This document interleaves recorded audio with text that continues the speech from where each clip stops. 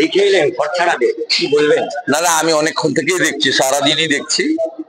আমি কথাও বলেছি প্রায় অনেক মানুষের সঙ্গে। আপনারা কলকাতায় বসে আঁচ পাচ্ছেন না, একটা ভয়াবহ অত্যাচার। রেশন বন্ধ, জল বন্ধ, ইলেকট্রিক বন্ধ, দোকানে তালা লাগানো। আমি নিজেই তো 1,500-2,000 কমপ্লেন মানে পেয়ে গেলাম। জয়নগর, কুলতলি, ক্যানিং পূর্ব, ক্যানিং পশ্চিম, ভাঙড়, আপনার যাদবপুর, সোনারপুর, বারুইপুর, এদিকে ডায়মন্ড হারবার, ফলতা, বিষ্ণুপুর, এদিকে কলকাতার বেলেঘাটা, এই সব মিলিয়ে। তারপরে উত্তর 24 পরগনার আপনার সন্দেশখালী থেকে, মিনাখা থেকে, হাড়োয়া থেকে, বারাসাতের শাসন থেকে, ওদিকে হুগলির তারকেশ্বর থেকে, গোঘাট থেকে, সব মিলিয়ে আমি নিজে, কোচবিহার তো আছেই অনেক দূরে, প্রায় 1,000-1,500 কমপ্লেন তো আমি নিজেই সারাদিন আজকে জোগাড় করলাম, উইটনেস একবার। এবং অত্যন্ত নিষ্ঠুর ভাবে, নির্মম ভাবে এবারে অত্যাচারটা করা হচ্ছে পরিকল্পিত ভাবে, যাতে বুথ স্তরে ভবিষ্যতে কোনো বিরোধী দল না থাকতে পারে। কারণ এখানে যে পশ্চিমবাংলায় বিরোধী দলগুলো রয়েছে তার মধ্যে সিপিএম তো অনেকদিন ধরেই শূন্য হয়েছিল, এবারেও তৃণমূলকে ভোট কেটে 12টা সিট দিয়েছে হয়তো, কিন্তু সিপিএম নিজে শূন্য হয়ে গেছে। আর কংগ্রেসের তো অস্তিত্ব ছিলই না, যেটুকু বাঁচিয়ে রেখেছিলেন অধীর চৌধুরী মহোদয়, তিনি হেরে যাওয়ার পরে কংগ্রেস নামক বস্তুটা উবে গেছে। আর দিল্লির কংগ্রেস নেতারা তো ইন্ডির নামে পিসি ভাইপোর কাছে স্যারেন্ডারও করে দিয়েছে। তাই এখানে মূল বিরোধী দল ভারতীয় জনতা পার্টি, ভোটেও প্রমাণ হয়েছে। এবং সেই কারণে ভারতীয় জনতা পার্টির কর্মীদেরকে বেছে বেছে আজকে এই আক্রমণের মুখে পড়তে হয়েছে।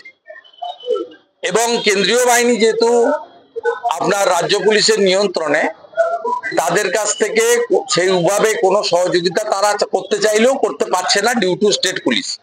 মমতা ব্যানার্জি তার অত্যাচার আরো বাড়াবেন বলে আজকে সব স্কুল থেকে কেন্দ্রীয় বাহিনীকে বের করে দেওয়ার অর্ডার করেছেন। ইতিমধ্যে বেশ কিছু স্কুল থেকে কেন্দ্রীয় বাহিনীকে বের করে দেওয়া হয়েছে। তাদেরকে হয়তো গাছের তলায় বা রাস্তায় থাকতে হবে, কারণ তারা উভয় সংকটে। ইলেকশন কমিশনের নির্দেশে 19 তারিখ অবধি থাকতে হবে। অন্যদিকে তাদের থাকা, বাথরুম, স্নানের ব্যবস্থার জন্য ন্যূনতম যে লাইভলিহুড, সেটা কেড়ে নিয়েছেন মমতা ব্যানার্জি আজ নবান্নতে প্রথম দিন গিয়ে। এইরকম একটা পরিস্থিতিতে আমরা বাধ্য হয়ে জনস্বার্থের মামলা করেছি এবং মহামান্য প্রধান বিচারপতি তিনি লিভ গ্র্যান্ট করে বুধবার শুনবেন বলেছেন।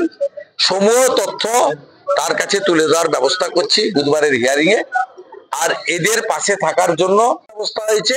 আর বিরোধী দলনেতা হিসেবে আমি এদের দুঃখের কথাটা অন্তত শোনার চেষ্টা করলাম আজকে পুরো সারাটা দিন কাজে লাগিয়ে। আর এদের লাইভলিহুডের জন্য মানে অন্তত ব্রাশ পেস্ট, একটু মুড়ি চানাচুর, একটু মানে ঘুমানোর জন্য একটা শতরঞ্চ, মিনিমাম একটু বেঁচে থাকার জন্য যে ন্যূনতম যা দরকার সেগুলো করা। এ তো কুলতলির একজন কানতে কানতে বললেন যে ছেলে বুথ সভাপতি, ছেলেকে মেরেছে, নাতি বাঁচাতে গেছিল, হাত ফ্র্যাকচার কলকাতায়। আমি চলে এসেছি 14 বছরের মেয়েকে রেখে। আমরা পেটিএম এর নাম্বার জোগাড় করে, মোদিজির দয়ায় পেটিএম চালু হয়েছে, সামান্য কিছু পাঠানোর ব্যবস্থা করছি, যাতে কালকে, আজকে কি খাবে রাতে জানি না, কালকে যাতে দুটো ডাল ভাত খেতে পারে মেয়েটা, তার জন্য আমরা ব্যবস্থা করছি। অবর্ণনীয়, এই জিনিস ভাবা যায় না। আর ভোট দিতে পারেনি তো অসংখ্য লোক, লক্ষ লক্ষ লোক ভোট দিতে পারেনি, লক্ষ লক্ষ লোক। বুথ সুরক্ষিত ছিল, গ্রাম অরক্ষিত ছিল। বুথ সুরক্ষিত ছিল, গ্রামে হানাদাররা ছিল। এই লড়াই থামার লড়াই নয়। মোগল, পাঠান, ইংরেজ, পরবর্তীকালে জরুরি অবস্থা জারি করা কংগ্রেস এবং তারপরে সিপিএম, সকলকেই যেতে হয়েছে, এদেরকেও যেতে হবে। Time will speak. এই ঘর ছাড়া মানুষরা কতদিনে নিজেদের বাড়িতে পৌঁছতে পারবে? আমি জানি না, এটা রাজ্যের পুলিশ মন্ত্রী, মুখ্যমন্ত্রী মমতা ব্যানার্জি বলতে পারবে।